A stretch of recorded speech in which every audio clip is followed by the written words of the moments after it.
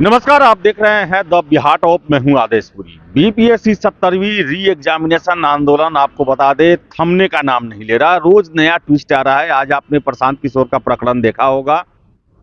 Lower court bell देती है, लेकिन प्रशांत किशोर जो है वो बेल बॉन्ड नहीं भरते हैं। कारण शर्तों को मानने के लिए तैयार नहीं। और अंततः देखिए कि वो जेल भी नहीं गए और बिना शर्त रिलीज भी हो गए। और उन्होंने कुछ देर पहले पीसी करके ये साफ साफ कर दिया कि हम अपना अनशन जारी रखेंगे, धरना चलते रहेगा। हमारे साथ हैं रमांशु सर। रमांशु सर से बात करने का वजह यह है कि ये धरना दो जगह चल रहा है। एक गांधी मैदान जहां प्रशांत किशोर संभाले हैं मोर्चा, और दूसरा जो है गर्दनी बाग में। गर्दनी बाग में रमांशु सर 18 दिसंबर से यहाँ मोर्चा संभाले हुए हैं। सर, आज पूरे प्रकरण को आप कैसे देख रहे हैं? क्या प्रशासन का दाव जो है उल्टा पड़ गया? दरअसल क्या है कि पिछले कई सालों से मैं देख रहा हूँ कि जब भी छात्रों का आंदोलन होता है तो पुलिस वाले, अधिकारी, नेता बर्बरतापूर्वक उनको जो है कभी डाक बंगला पे, कभी बीपीएससी के सामने, कभी जो है जेपी गोलंबर पे पीटते हैं और 2 घंटे पीट के कभी जो है क्या नाम है वो कारगिल चौक के पास दरोगा वालों को पीट के मामला खत्म कराते हैं। अब उनकी आदत बन गई कि वो सोचते हैं जो चाहे हम करेंगे। उनको मैं याद दिला देना चाहता हूँ कि अब के बाद लाठी के आप एक सीख भी नहीं मार पाएंगे। जिस प्रकार इन्होंने लड़कों को प्रताड़ित किया है, मैं लगातार पिछले 7-8 सालों से देख रहा हूं। लड़के अपने जेन्युइन मांगों को लेके जाते हैं। दरोगा के बच्चों को मैंने देखा कि उनको ना क्वेश्चन पेपर मिलता है, ना ही उनको कार्बन कॉपी मिलता है, ना ही जो उनका आंसर की जारी होता है, और अपने से लोग भर्ती कर दे रहे हैं। Bihar SSC CGL paper out होता है, ये नहीं कराएंगे, वो नहीं कराएंगे, ये वो नहीं कराएंगे। फॉर्म निकला बीएसएससी 10+2 का फॉर्म निकला, कभी कभी कुछ नहीं हो रहा है। और ये सब जो मन चाहे, जो नेता देखो वो बोल दे रहा है। इनको ये लग गया था कि अब हमको कौन हटाने वाला है। तो आप लोग कान खोल के सुन लीजिए कि अब ये कुर्सी आपके हाथ में नहीं आने वाली। ये कुर्सी उसके हाथ में होगी जिसको युवा चाहेंगे। और युवा आप लोग से सिर्फ चाहने ना चाहने की बात नहीं, नफरत करने लगे हैं आप लोग की गतिविधियों से। जो इस बीपीएससी प्रकरण में बहुत सारे नेताओं ने उल्टे सीधे बयान दिया है और सबूत मांगने की हिम्मत दिखाई है, तो आइए अब वोट मांगने के लिए। देखिए आपको यहाँ बिहार का युवा क्या क्या दिखाता है। बिहार के युवाओं को आप लोग कमजोर समझ रखे हैं। जब मन किया लाठी से पीट दिया, जब मन किया थाने के अंदर डाल दिया। मैं देखता हूँ यहाँ सचिवालय थाने का वो संजीव है, सीआई, वो रजनीश से मैं जब देखा यहाँ बैठा हुआ था कि उसने पेड़ की जो है डंडी तोड़ी और डंडी तोड़ के ऐसे मारना शुरू किया जैसे जानवर को मार रहा है। इनके खिलाफ तो हम लोग ऐसी कार्रवाई करने वाले इनकी 7 पीढ़ी याद करेगी। और अगर सरकार ने जो है जल्दी से जल्दी कार्रवाई नहीं की तो इन सारे अधिकारियों को, मैं देख रहा कि अन्नू कुमारी किस तरह से गाली देके बात करती है, स्वीटी सोहरावत, पटना का डीएम, इसका दिमाग एकदम खराब हो गया। ये जो मन कर रहा है वो कर दे रहे हैं सर। कल का जो प्रकरण, आज सुबह का जो प्रकरण हुआ, मैं सोया हुआ था, सुबह 4:30 बजे उठा तो देखा बहुत सारे फोन आए हुए हैं। हम कि ऐसी क्या घटना होगी, फोन आया तो मालूम चला कि ऐसा ऐसा। फिर हमारे घर से फोन आने लगा, क्योंकि आजकल सब लोग दिन रात यही देख रहे हैं। घर से हमारे फोन आने लगा कि जो है भैया फोन किए कि यार देखो क्या हुआ, प्रशांत किशोर जो है गिरफ्तार हो गया। तो फिर हमने देखा तो गिरफ्तारी कोई बहुत बड़ी चीज नहीं थी, लेकिन जिस प्रकार से उस व्यक्ति के साथ मिसबिहेव हुआ है, हमारा तो खून खौल उठा। हमने कहा जिस व्यक्ति को कल मैं अपना भाई कह के आया हूं और मेरे भाई के साथ इन राक्षसों ने, इन रावणों ने जो बर्ताव किया है, वो कुछ करे चाहे ना करे, लेकिन मैं नहीं छोड़ने वाला हूं।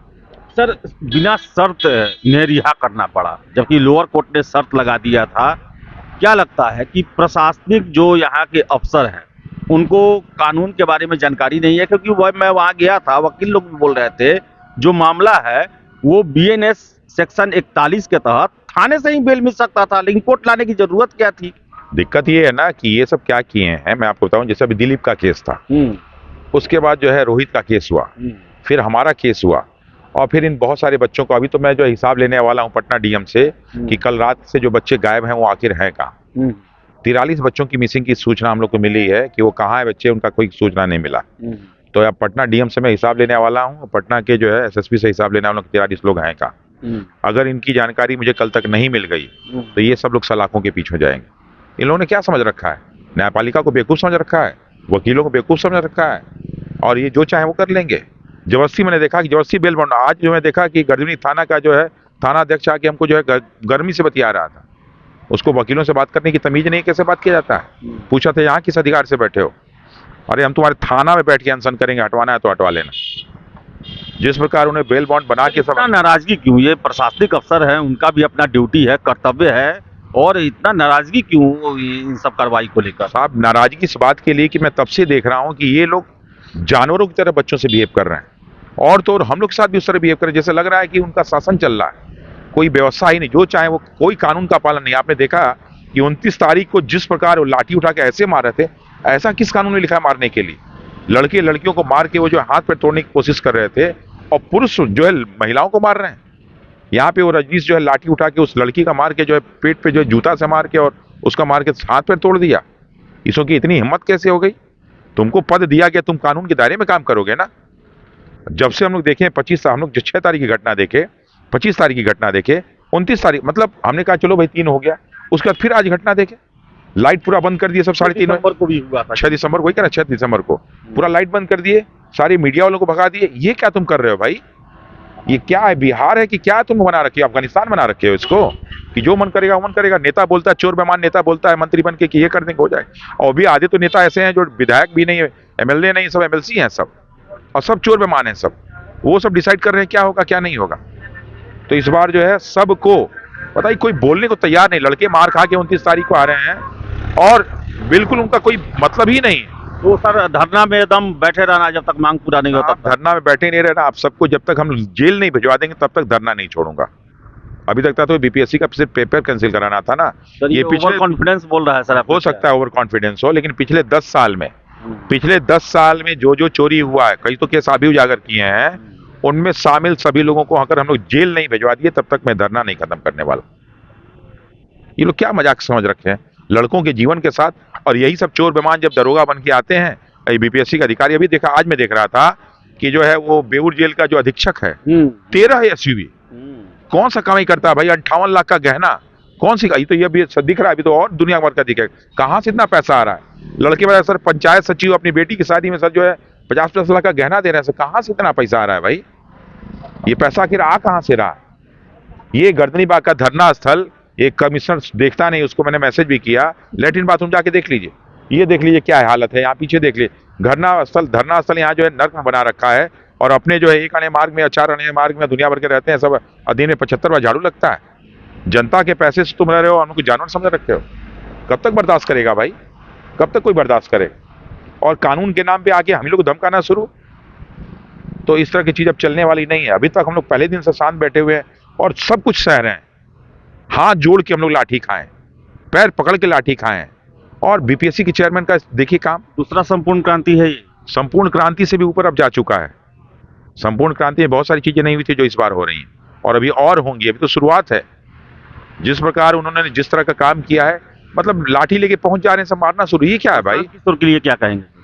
देखिए साहब, कल मैंने प्रशांत किशोर को अपना बड़ा भाई मान लिया, तो अगर लक्ष्मण ने राम को, उसको अपना भाई, बड़ा भाई राम मान लिया है, तो आप पूरे लंका में हम लोग जो है आग लगा के ही मानेंगे, उसको खत्म किए बिना मानेंगे नहीं।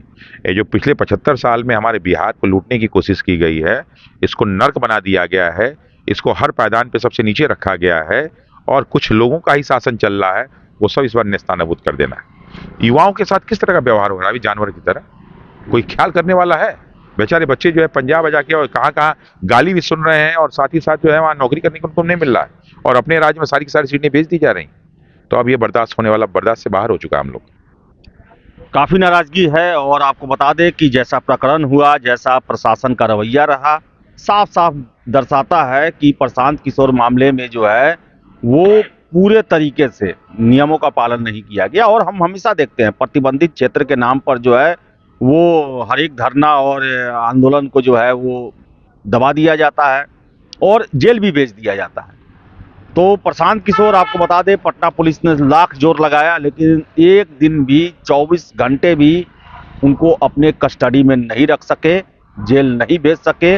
और आपको बता दो, ये आंदोलन जो है और अब विस्तार और लेगा, क्योंकि प्रशांत किशोर का सीधे सीधे ये कहना है कि धरना अनशन जारी रहेगा जब तक कि हमारी मांगे पूरी नहीं होती है। तो देखिए आगे क्या होता है। फिलहाल इस वीडियो में इतना ही। बहुत बहुत धन्यवाद।